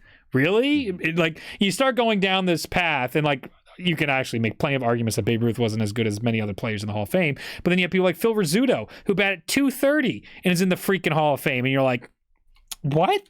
What do you mean? He's a Yankee shortstop that has poor stats. I have no idea how he's in the Hall of Fame. Doesn't make sense to me. And it all depends on those writers. So it follows, just like we have snubs and Oscar awards and the streamies, all interesting stuff though. It's that season, that time of the year where people give awards to make people feel better. But John, if we won an award, it'd be nice, right? Doesn't it feel like validation if we got a podcast award or something? I get it. I get it, but I'm also like, Ghibli, Studio Ghibli, he refused. He didn't even show up when Hayao Miyazaki won an award for Spirited Away because he's just like, you guys are dropping bombs in the Middle East. Like, I'm not supporting the United States. I'm not supporting this stuff. Like, there's been plenty of instances, one of the actors for The Godfather, of just calling Hollywood out on their bullshit. And the bombs, I remember that was his rationale, but I think it was for something else politically, not directly related to the Hollywood and the Awards thing, but you're just protesting the general issue. There was another one that was protesting Hollywood's unfair treatment of minorities back in like the 60s or the 70s when The Godfather came out, or 80s. I don't remember what decade it was. And that stuff to me is like, that's they're full of shit. These award things are so full of shit. Let's be real, everyone. So I get the ebb and flow of it all. Like, oh, it's so nice to win, but also like, what the fuck are we talking about? And then I agree in chat that the game, what category was it that they won? Gaming something? The gaming category, was it just in general? Should have went to girlfriend reviews. I was telling you 100%. Like, game theorists don't need another freaking award. She's such a breakout. She is. I'm so jealous of those two, of what they've done with their channel. Oh, they cooled off a little though. 600,000, almost 700,000 subscribers. Were they up for it? I'm looking at Yep. content creator of the year. Nope, they were up for gaming. That's a snub. Oh, I'm not looking at the streams. I'm looking at the Game Awards. Oh, Game Awards. No, streamies. Wrong.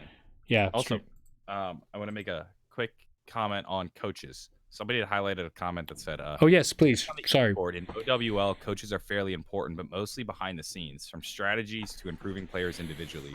But of course, it's always up to how they perform. Gotcha. So then I googled, what does an esports coach do? Yes. And I found an article titled "Esports Job Spotlight: Coach/Analysis." Okay. Like other traditional sports, a coach will help a team train against another team in order to improve.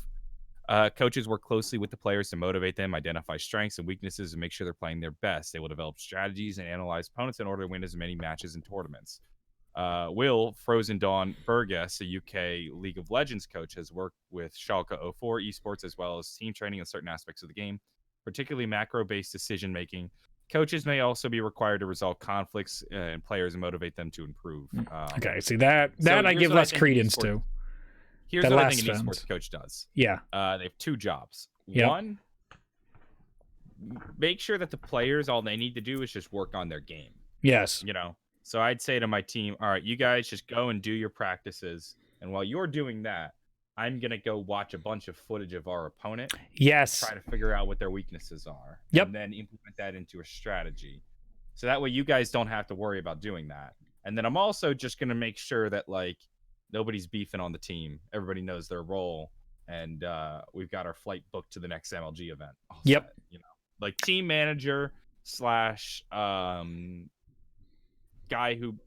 team manager / team motivator / analyzer. See, that's where I was just about to take this. Is I really think this role, coach, I think is just so socialized into me to be what we understand in normal sports. This coach is so different in its description, but coach does still fit the title well. I feel like I want somebody who is excellent at data analytics. That's the coach I want. I want them optimizing our play, how our players play, what our opponent strategies are, and bringing back reports. That's a coach. I think the problem is in the word coach, because so different sports have a different name for what they call their coach. In baseball, it's a manager. Soccer, it's a manager. Football, it's a coach. And I think manager better suits esports than the word coach, because when I think coach, I think guy on the sideline with a clipboard coming up with plays. Yes. Basketball coaches and football coaches write plays and 100%. implement them in real time. 100%. Whereas a baseball coach or in soccer, like a manager, will come up with some tactics and a game plan beforehand. But then once it's all out on the field, there's not that much they can do. Right. And in esports, they can come up with the tactics for how they're going to face their opponent. Like, oh, this guy always goes left, so make sure you anticipate that. Yes. But once they're in the match, I don't know how much they can do, because you don't see them when they're playing and they're all like in a little sound booth. He doesn't come out with analysis or data to be like, you guys, you're dropping this or that. Timeout, getting everybody huddle around the clipboard as I show the play. Yeah, you start seeing he's getting you right here on grind. Look at me, right? I'd love to see that shit. So I think the official Zombroz stance on esports coaches is that they're all frauds. However, esports managers we have respect for. Wait, Ninjas in chat said, yeah, we are, that they changed up the review format. Well, that's why I stopped watching them, because it was like the same thing over and over again. So I will take another look. I'll take another look at Girlfriend Reviews to see how they've changed it after the show. So thanks for letting me know. So do you want to do topic time? Topic time. Yeah. Yes. Let's do topic time and then donation questions, because we got a bunch of them today. Oh, good. Some people did submit topic time. Without nice. Cat Murphy says, Reed/John, do you think the unsolved revelations in other BO3 ciphers lead to more evidence of things we didn't get? I don't think it matters. It doesn't matter, but it is actually. I was actually looking at just all of the unsolved ciphers not long ago. Sure. Like earlier this week, I think I was looking just at them to see how. I think it was like 3 of 12 revelation ciphers are solved. And it might actually not be wrong to suggest that some of those ciphers lead to things we didn't get, like say a London map. Yeah, that's fair. I think that's fair. But they're so vague that you will never know. Yeah, well, that's always how it goes, because like so much stuff gets cut and their plans change so dramatically. We've talked to the devs. We've said this over and over again. The amount of times where they have this grand vision and then we get something utterly different, but you can see the remnants of the past. It's cool to talk about, but I mean, nothing to get upset about. Kingdom Hop says thoughts on the Blood of the Dead pre-alpha gameplay. So we've seen that. I think we talked about it. Let me explain this. My understanding is that pre-alpha gameplay for Black Ops 4 is out there. Yeah. I even found some, but when I went to go watch it, it was taken down. Oh, I have a link right now. You want to see it? Oh, do you? Yeah. Okay. Well, we could. How much? Because it's not much. Something we could say. Okay. Can we save it for a future show? Do you think, yeah, we can. We're so deep into this. We have a 2-hour show, which is actually nice. I think making up for the other week, so that's fine. But yeah, so I think we'll dive into that later. Because I swear we talked about it, didn't we? I don't know. Like I was aware that it existed. Yeah. But when I even today tried to find it, and links I found were dead or removed. Oh damn! Oh yeah. Well, Kingdom has the hookup, so. Okay. Ultimate New 23 says, and I think this is a good one for you, Reed. Do you think a COD Zombies D&D would work? Well, Rick and Morty just released a module, so COD Zombies D&D. Yes, it would. They could absolutely do a COD Zombies D&D. Absolutely. That would be not easy, but I can see how you could level up your characters. They have different abilities, how you could make specific classes, the zombies and all the different variants of zombies, how they could be implemented in enemy stat blocks. You could easily have a D&D zombie world that might be an interesting place for Treyarch to branch out, as D&D has caught fire and popular mainstream acceptance. I'm astounded by how popular D&D has gotten in the past 3 years. It is becoming something where kids go home and play D&D because that's the cool thing to do right now. That's fucking nuts to me. I've seen jokes about that on Twitter. Right? Isn't that weird? I saw a joke. It was like me trying to relate to kids. So how you're like in Fortnite now? Yeah. Playing D&D now. It's like, what? This is crazy how mainstream it got. But it's cool, man. D&D's awesome. All right. Caboose 501st says awesome name. Or 501st says also for topic time, do you guys think the story was supposed to be in Black Ops? Wait, sorry, let me reread that. Wait, stroke. What did you guys think the story was supposed to be in Black Ops 4, and why do you think they changed it from some of the foreshadowing ciphers in other maps like Classified? I think battling Monty was just there. It was essential, and they couldn't get Malcolm McDonald because of the budget cut. Yeah, would be my guess, and that's just like, what happened? And I think also just juggling chaos a little bit. Yep, definitely derailed it. Twister Boy says, "Hello, I am here. But what are your favorite moments in Black Ops 3?" DE solving Easter egg. In Black Ops 3. Yeah. It's gonna sound lame, but grinding out free run. I fucking loved free run. I played that way too much. I'm the only person that played free run. No, that's totally valid. That mode was cool. I put way too much time trying to shave milliseconds off my free run time. I'm not kidding. Oh, that's what I was gonna, not in detail, but Modern Warfare 3 added the 3-star missions back into. Oh, good. And I did that where it's like, you can complete this in 2 minutes and 40 seconds. And I just kept playing it over and over, trying to get 3 stars, completing it over 2 minutes and 30 seconds for a map. And some of them are much longer, but I love seeing the quick ones. It reminded me of classic Spec Ops. I'm like, this is a great feature. I'm glad they added this into the game mode for free, as far as I know. I didn't pay anything for it. Cheese Puff says, why do we exist? We exist to buy merch off of radrendering.com. Where we have a sale right now that you can pick up posters for a limited time. So head on over to radrendering.com/shop to pick up your posters today. Do you know who Mr. X is? Yes, I do. I don't. Who's Mr. X? He is the guy in a trench coat and hat in Resident Evil 2 that walks around trying to kill you. Okay, well, Reese Goff asks, do you think Mr. X is an ass or a tits man? That's why I wanted to preface that one before I asked. I want to make sure I wasn't bringing up a controversial figure. That's strong.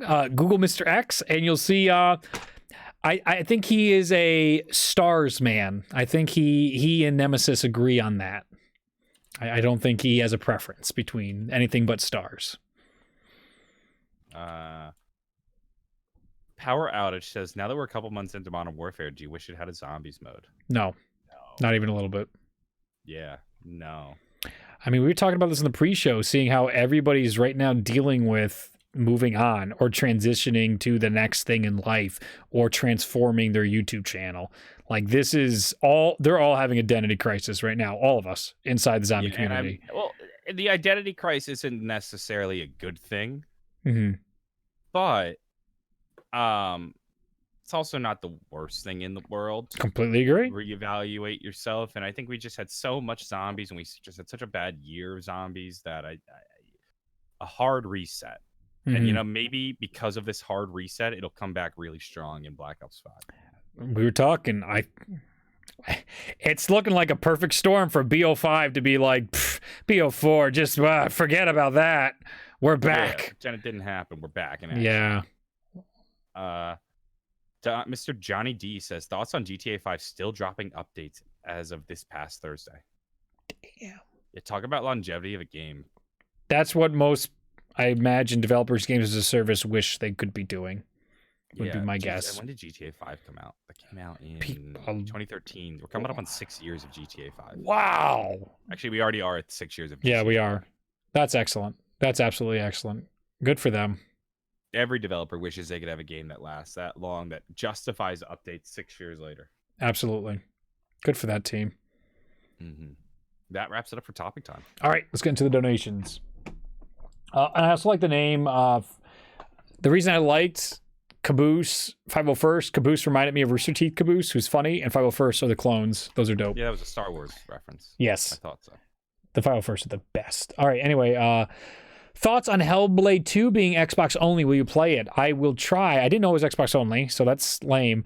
But I couldn't believe a sequel to Hellblade Snow of Sacrifice is coming out. So that'll be interesting. I feel like I have to play it because of my experience streaming it in the past. So that is interesting. David Kirk. Oh no, I gotta go to a different page. The Streamlabs stuff is lame and cuts it off, so I gotta go to the actual website. So it doesn't cut off the entirety of the donation, which I should have did earlier. Good going, Reed. That's my YouTube channel. But Snow of Sacrifice was a experience. And I think I was playing on PC. I was missing out on key vibration mechanics that made it all that much more aggravating. Here we are. Just curious on your thoughts of the Game Awards and Xbox Series X reveal and any news on the Critical Role job application. We talked a bunch about the Game Awards, so I hope we did address that. Xbox Series X, I didn't get to talk about that at all. How dumb is that name? That's brutal. They haven't had a good name since the 360. Yes, this is brutal on parents. I feel for parents and grandparents that are like, I need an Xbox X. And they're going to be like, do you want the Xbox One, the Xbox X One, I've seen jokes online already that'll do better than I can. I can't believe how confusing their product line is. Like, that was part of the issue. The Wii sucked. When the Wii U came out, or the Wii U sucked because the Wii were like, we already have a Wii. Why would we need a Wii U? But a Nintendo Switch is completely different and differentiates the product. With a PS4... like, oh, is the Wii U just a touchscreen for the Wii, which I don't play anymore? Exactly. PlayStation, you're like, oh, it's the next one. That makes sense. We're counting up. I can do that. So marketing-wise, it's just like, what are you thinking, Microsoft? What's going on? Critical Role. I applied for the marketing and community manager at Critical Role. That would be a dream job, and so I imagine the stars would have to align if I was to get that job. But God, am I not qualified and praying for it? I don't sleep well. No, I do, but like at night, I just think about it. And all I'm trying to do is like, stop it, Reed. Stop fantasizing about it. You're never gonna get the job. Just let it go. But I'm like, just let them give me a chance. They'll never regret it. They give me a chance.